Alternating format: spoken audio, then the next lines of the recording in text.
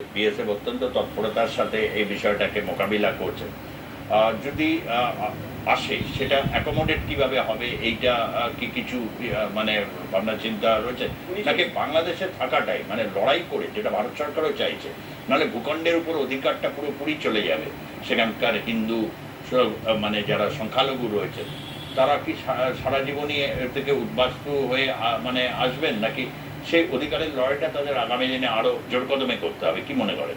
দেখুন, 1946-এর পর থেকে 1947-এর পর থেকে যেভাবে সংখ্যালঘুদের উপর একের পর এক অত্যাচার চলে এসেছে এবং যেভাবে তাদেরকে মানে বাংলাদেশ থেকে বিতাড়িত করা হয়েছে, সেই সমস্ত বিতাড়নের মাধ্যম দিয়ে কেউ হয়তো বিতাড়িত হয়ে চলে এসেছে, কেউ হয়তো ভয়ে চলে এসেছে, ভীত সন্ত্রস্ত হয়ে। কারণ ধর্মের রাজনীতি যেখানে ঢুকেছে, স্বাভাবিকভাবেই সেখানে মানুষ জীবনের দামটা অনেক বেশি বলে মনে করেছিল বলে ভয়ভীত হয়ে সন্ত্রস্ত হয়ে বিভিন্ন জায়গায় চলে এসেছে। আমাদের ভারতবর্ষেও প্রচুর মানুষ চলে এসেছে এবং তৎসহ পশ্চিমবঙ্গেও প্রচুর মানুষ এসেছে।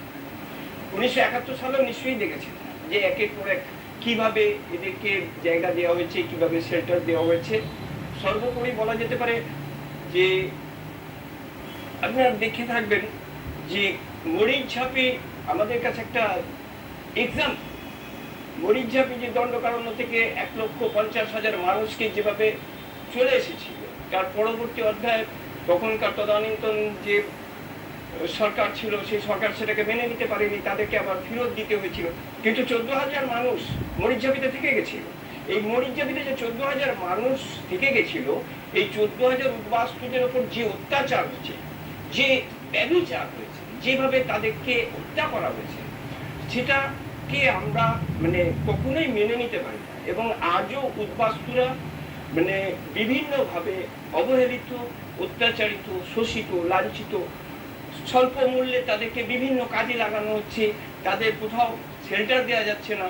যদি বা সরকারের একটা জায়গায় তারা আস্থানা করে রাখছে, সেখানে তাদের বাসস্থানের সমস্যা হয়ে যাচ্ছে। এই সমস্ত জায়গাগুলোকে প্রতিবাদের আকারে সংগঠিত করে আমরা যদি তাদেরকে একটা জায়গা তৈরি করে দিতে পারি, তার জন্যই কিন্তু আমরা সেই সংগঠন তৈরি করেছি। বিশ্ব সংগঠনের উদ্দেশ্য আপনাদের কাছে রয়েছে। একটা বড় সমস্যা এই জায়গা থেকে আমি সুকুমার বাবুর কাছে একটা খুব সংক্ষেপে জানতে চাই,